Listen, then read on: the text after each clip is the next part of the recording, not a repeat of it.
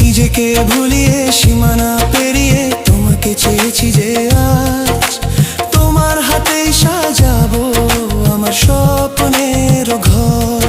আমি তোমার প্রেমে পড়ে দুনিয়া ভুলে গেছি।